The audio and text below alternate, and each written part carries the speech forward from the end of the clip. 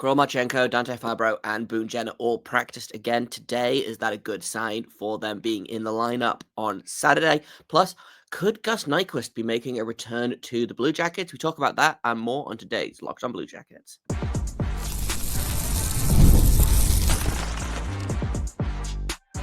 You're Locked on Blue Jackets, your daily podcast on the Columbus Blue Jackets, part of the Locked on Podcast Network, your team every day. Hello, and welcome to Locked on Blue Jackets, part of the Locked on Podcast Network, your team every day. I am, as always, your host, Jay Foster, here to give you the good, bad, and the ugly about your favorite team and mine, the Columbus Blue Jackets. Before we get things started, I want to thank everyone for making this your first listen of the day every single day. Locked on Blue Jackets is free and available on all podcast platforms and over on YouTube. Lots to talk about today. Blue Jackets are back at practice after what looked like a pretty fun night at the Cannonball. So we're going to talk about what's going on there, and some trade deadline news has come up as well. Gus Nyquist might be at the top of Don Waddell's wish list for deadline acquisitions, and I feel pretty good about that. So let's talk about that in just a second. But Boone Jenner, Kromachenko, Dante Fabro, all at practice again this morning. It looks like it's basically the same lines as yesterday, which means Kromachenko on the top line, Boone Jenner on the second line, Fabro rotating in. So nothing too big in terms of changes, but I do think that is, again, a good sign for all three of them. I would imagine that all three of them are going to play on Saturday. Again, I talked about this a little bit yesterday, but I don't know that if Kromachenko is a maybe, I don't know that you put him in immediately on that top line, right? You put him in lower down the lineup and see what happens. I kind of speculated yesterday, get a full practice in, see what his body does, see how it responds, and it seems like it's responded pretty well. So, good news there. Fabro, I think is 100% ready to go. I believe I read that yesterday, about 3 minutes after I finished recording, about my speculation on whether Fabro was going to play or not. So it does seem like he is just kind of rotating in until his defense partner gets back. I don't know that the Blue Jackets will practice tomorrow, or if they do, I don't know that Werenski will be there. Obviously, he's got the championship game for the Four Nations tonight. So I would think that if they do practice, probably a maintenance day is in order for Werenski, but they'll probably do a morning skate on Saturday, and then we'll know, what's up there. But as far as I'm aware, Fabro is going to be in, and that's great news. Boone Jenner, I think, is good to go. Again, it's not 100%. They haven't confirmed whether or not he's going to be in on Saturday, but it sure sounds like he's ready to go. He's been fully cleared, he's been taking face-offs, which that's obviously a worry with a shoulder injury. There's a lot of shoulder movement in awkward angles. So again, that's good news. Lots of good news coming out of practice. Still no Chinakhov, still no Kevin Labanc. Again, I don't know what Kevin Labanc did. How did you get injured on the beach? What were you doing? But Chinakhov is, and I don't know if I talked about this specifically yesterday, but that is starting to worry me a little bit. And I do think it is a concussion. They haven't said one way or the other. I don't think it's just upper body. But the fact that it's been so long since we've seen him on the ice, his last game was November 27th. So he's only played 21 of the almost 60 games that the Blue Jackets have played. I think he's missed 35 games, which is not great. And he was on a really good streak before he got injured. 3 games, he has 3 goals in his last 4 games of playing. Again, was really having good results. Again, that top line with Monahan and Marchenko, he was having really good results there. But the fact that we've seen him practice once, I think. He jumped on, when was it? I think a couple of weeks before the Four Nations break. Didn't do the full practice. I guess wasn't ready to ramp it up. And again, having dealt with concussion symptoms myself, sometimes you don't know until, you get your heart rate up and then you start moving and you're like, oh, actually, no, I'm not okay, right? So it makes sense that he jumped on for practice and then was like, actually, no, I'm not ready to do this. Like, even if you are ready, like, in the gym or whatever, hockey's a whole different animal. Like, that kind of movement is a whole different animal, right? If your brain is a little bit scrambled, like, hockey's a lot of moving around. Like, there's a lot of stopping, starting, like, explosive movements, and those are not great for concussions. So, again, this is all kind of speculation on my part, but I can't, like, I don't know what else it could be, right? Like, I don't think it's an arm injury or like shoulder, elbow, wrist, anything like that. I don't remember like seeing him take a hit in the last game that he played. Like, my guess is concussion, but again, like, I could be wrong. But he hasn't had surgery. He hasn't been pictured with like a sling or anything on. So, that's my best guess here. And again, hopefully we see him soon, but concussions are tough. And that's the other thing as well with concussions is that, like, if you break your wrist, you're like, oh, okay, 4 to 6 weeks or whatever. If you pull a muscle, there's a timeline, right? Concussions, brains don't work on timelines. So the fact that, again, they haven't even given a timeline beyond, like, out indefinitely. I believe Dean Everson gave an update yesterday that was like, yeah, it's same old for Chinakhov. No new updates there. We'll see him when we see him. Basically, again, leads me to believe, okay, this is a head injury. This is a concussion, because sometimes you miss. Like, Dante Fabro was concussed. He missed 3 games plus the 2-week break, right? And now he's good to go. Or, and I'm not saying this is going to happen to Chinakhov, sometimes you get a concussion and you never play again, right? Like, it's a real wide spectrum. So while it's great to see Jenner, Marchenko, Fabro back on the ice, I am starting to get worried about Chinakhov, because it's been, 3 months, give or take, 2 months and 3 weeks ish, and I don't know what the timeline is there, because I don't think anyone knows what the timeline is, right? It's tough to figure out. It's tough to quantify. All we have to do is hope that he's, resting and is hopefully going to be better. Like I said, sooner rather than later. If he's another like trade deadline style acquisition, I would feel okay about that. But right now, I'm not super confident that we're going to see him again this season. And maybe that's, over caution on my part. Maybe that's just me being not negative necessarily, but pessimistic. But it's been 3 months and he's been on the ice once that we know of. Like, there's, I think I'm justified in being worried about this, right? But not free agency, trade deadline. I don't know why I keep getting those two mixed up. Is just around the corner, and it sounds like there's a new name on Don Waddell's list, or a new name right at the top of Don Waddell's list. So let's talk about Gus Nyquist and what he could potentially bring to the Blue Jackets if he does, in fact, return to Columbus. That's coming up in just a second here on Locked On Blue Jackets. First, I've got to tell you about wonderful pistachios. Are you looking for a snack that's delicious and nutritious? Crack into a good source of protein with wonderful pistachios. They're one of the highest protein nuts. Each 1 ounce serving has 6 grams of protein, which is over 10% of your daily value. Plus, they are packed with fiber and better for you unsaturated fats to help you keep feeling full for longer. I am a gremlin, so I love that I can buy them without the shells and I can just eat them by the handful instead of having to like fiddle around with every single nut, like breaking them open for the shell. But they do offer an in-shell option if you are like a normal human who eats pistachios 1 at a time instead of 12 at a time. Get snackin and get crackin with the snack that packs a protein punch. Visit wonderfulpistachios.com to learn more. Welcome back to Locked On Blue Jackets. Let's talk a little bit about Gus Nyquist, who everydayers may notice or know that I have been not necessarily an advocate to bring Gus Nyquist back to the Blue Jackets, but I was a big fan of him when he was here. And when he hit free agency a couple of years ago, I was like, I extremely would not hate it if they brought Gus Nyquist back, right? Really, really great veteran, was excellent Blue Jacket when he was here.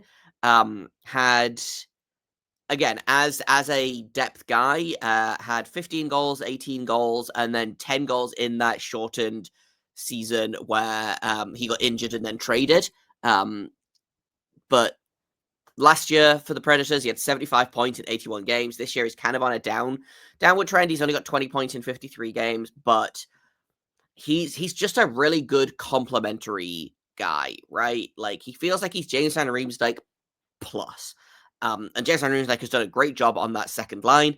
I don't know that Gus Nyquist comes in on a second line, but if you can like bring him in and give like the bottom six a little bit of a bolster, and especially if Chinakhov is not going to be ready to go, I think if Boone Jenner is not going to have the impact that he wants to straight away, which is entirely possible. Dude hasn't played hockey for almost a year now. Like, regular season hockey, that is. Like, he played a bunch of preseason hockey, but like it's preseason, right? It's tough to expect him to come in and immediately give an impact, right? So Gus Nyquist does not play the same kind of game as Boone Jenner, but I think he fills the same kind of role of veteran of a certain age that is not going to move the needle massively, but will add secondary scoring. Quote, plays the game the right way, which is not an intangible that I usually love, but like I understand the logic behind it. I just don't love it, But Gus Nyquist, he was a really good veteran for the Blue Jackets while he was here. And it feels like a pretty low risk pickup, right? He's making $3.5 million, I think. He's making $3.185 million this year. Is a UFA next year.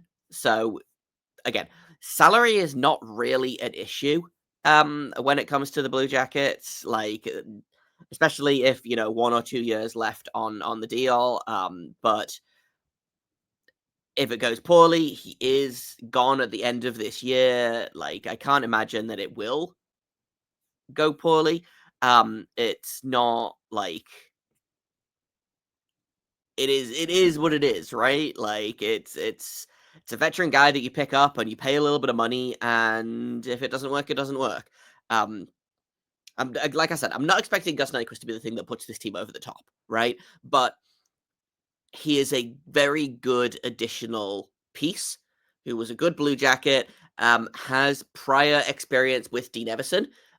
He played very, very briefly in Minnesota. That's where we traded him to at the deadline a couple of years ago. He had 5 points in 3 games for them, and then I believe was pretty good in the playoffs for them as well. He had 5 assists in 6 games in the playoffs for the Wild in that shortened playoff run for the Wild. They got bounced in 6 games. And I don't know that you'll get the same kind of value, but the Blue Jackets did get a 5th round pick for him. And that's after retaining half of his salary. So if you can pry Gus Nyquist, like, if you can throw a 5th round pick at Nashville to get Gus Nyquist, and you can take the full salary, you don't have to retain. Like, if you can get, a 4th or lower, I feel like you do that and you're like, okay, happy days. Like, a 4th round pick is a 4th round pick. It's basically you throw spaghetti at the wall at this point, right? So that, I think, is pretty good. Again, I don't think that this is going to be the trade that like magically turns this team in from borderline playoff team to Stanley Cup contender, but this trade deadline, I don't think, was ever about that, right? It's about, okay, what can we add to this team to build for the future? I don't think Gus Nyquist is a part of the future, but you're getting a little bit of help right now for very little cost, frankly, and the worst case scenario is that he's not very good and you let him go at the end of the year, but if he is good, if he does add, value to this team, the dude is what, 34 years old, 35 years old. Do you throw him another, like, a 1-year contract extension to replace some of the guys that are probably going to walk at the end of this year? Like, I don't think James Van Riemsdyk is going to be here next year. Kevin LeBanc probably going to be here next year. Sean Corrali is probably gone. Like, I could see, like, just a Danforth might be gone. Like, you need veterans to surround the kids with, and I think Gus Nyquist is going to be a really good veteran to keep with the kids, right? So that's kind of how I feel about that. Like I said, it's not gonna change the way that this team is, like, from top to bottom, but it's a very small move that could have big returns, right? Like, there's definitely something there. I know that a lot of people are really clamoring for Don Waddell to try and pry Oliver Bjorkstrand out of Seattle, and I also would love that. I know that, like, the kind of I feel like, and I don't know if this is, like, confirmation bias on my part, but do other teams' fans, like, clamor to bring back like, players that played for them several years ago? Like, and I do this as well, like, I literally just did it about Gus Nyquist. Do we really need Oliver Bjorkstrand back? Like, do we just remember him because he was good on a middling team, or, good on a bad team, let's say? He is making 5.4 million for the next 2 years. So again, he's not going to break the bank, and his contract is up in a couple of years. He will cost more than Gus Nyquist, but he also probably will provide more than Gus Nyquist. So, like, comes out in the wash, basically. But lots to consider. There's a lot of former Blue Jackets on the move, actually. So let's talk a little bit more about Oliver Bjorkstrand, and then I want to talk about Seth Jones, who the Blue Jackets should not pick up. And we'll talk about that in just a second here on Locked On Blue Jackets.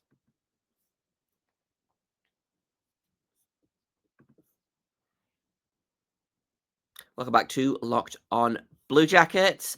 I would love to see Oliver Bjorkstrand back on the team. I know that I was a little bit contradictory in my last segment where I was like, we should go get Gus Nyquist, but just because Oliver Bjorkstrand used to be a Blue Jacket doesn't mean he's good. I would love to have Oliver Bjorkstrand back on the team. I think he is a really underrated player. He is extremely good two-way forward. Like, he is defensively responsible. He's very good in transition. And the Blue Jackets don't have a ton of guys that fit that mold at the minute, right? Like, they have a handful of them, but again, Oliver Bjorkstrand, who, it feels weird that he is a veteran now. He's 29 years old. But in my head, he's still like 23 because that's how time works. But he adds something to this team. I don't know what you could get him for. They did have to sell low on Bjorkstrand when they traded him to Seattle. I think they got like a third and a fourth for him. This feels like, again, very, very easy to find out. Not here though. But the Blue Jackets, like, he was really, really good for the Blue Jackets. He had, in his last season with them, he had 57 points in 80 games and 28 goals, which I believe led the team. I don't think that was the year that Cam Atkinson had 40 goals, but, like, he's basically a walking 20-goal scorer.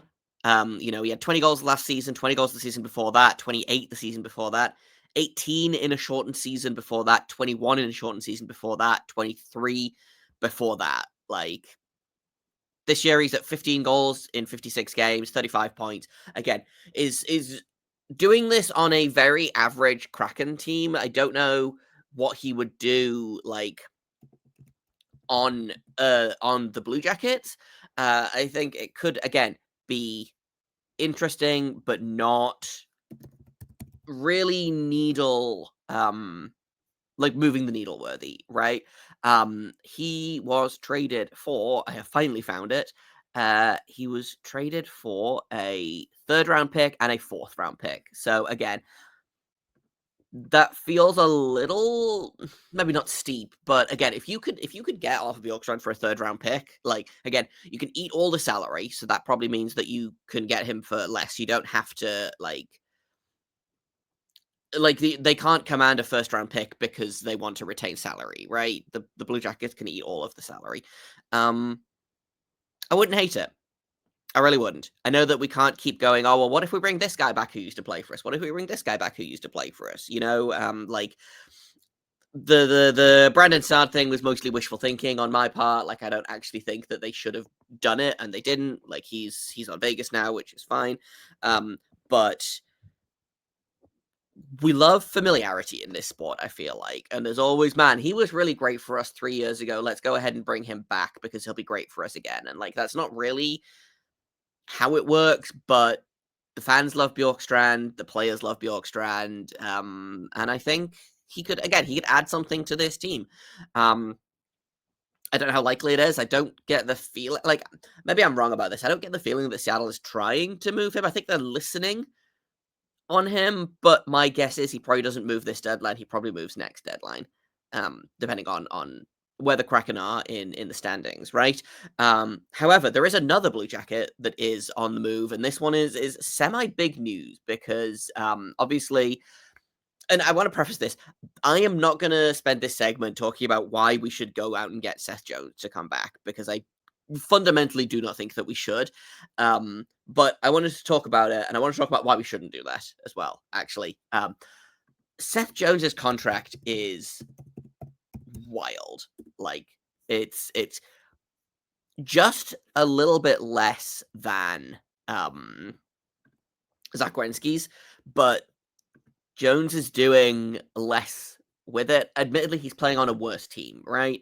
And he's been injured a bunch this season. He's only played 38 games. He's got 26 points in those 38 games, which is not terrible. Last season, like, he's never really hit the highs that he had with Columbus and playing with Zach Werenski. And there was a lot of talk at the time about, like, man, Seth Jones is really lifting Zach Werenski up here, and now you're looking at it and you're like, man, maybe it was the other way around. Maybe Zach Werenski was lifting Seth Jones up. But he's really kind of has struggled to hit the highs that he hit in Columbus. And now it looks like he's on the move. He's in year 4 of the 8-year contract that he signed with the Blackhawks. Again, it's, I think, like, is it 9.5 million that he's making for Chicago until, for the next 4 years. Let me pull the contract up to look real quick. He is definitely the highest paid player. Yeah, he's making $9.5 million until 2030. Like, again, that contract it's not untradeable, because I don't think any contract is untradeable, but they are going to have to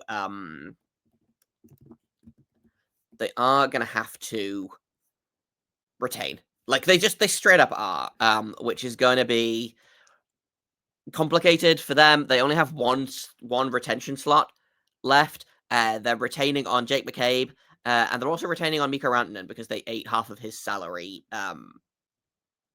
in the Carolina Hurricanes trade. So it's going to get complicated.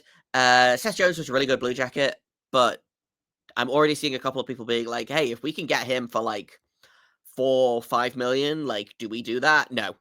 Stop it. No, we don't do that. I understand. I get it. I liked him when he was a Blue Jacket as well. We don't need Seth Jones back. The blue line is crowded enough. Zach Werenski's got a brand new defense partner in Dante Fabro. Like, it's just gonna clog things up. They've already got Severson signed to a massive deal. They've already got Eric Branson under contract for another year after this. Like, they're talking about bringing Provorov back. Matejchuk is here. Christensen is here. Like, it's too crowded. It's too crowded. We don't want Seth Jones back.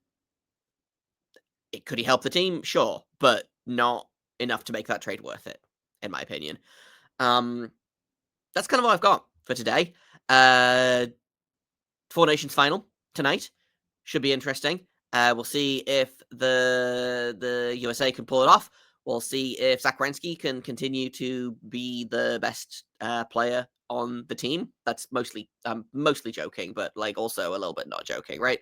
But we'll talk about that in tomorrow's episode, and hopefully we'll get another update on the injured Blue Jackets and whether they're likely to play on Saturday. That's all coming up on tomorrow's episode. Thank you for listening to this episode, for making it your first listen of the day every single day. Locked On Blue Jackets is free and available on all podcast platforms and over on YouTube. I've been Jay Foster. You can find me on Twitter at _Jacob Foster, JAKOBFORSTER. You can find the show at LO_Blue Jackets. Comments, questions, criticisms, you can email me at lockedonbluejackets@gmail.com. And until tomorrow, make sure you stay locked on.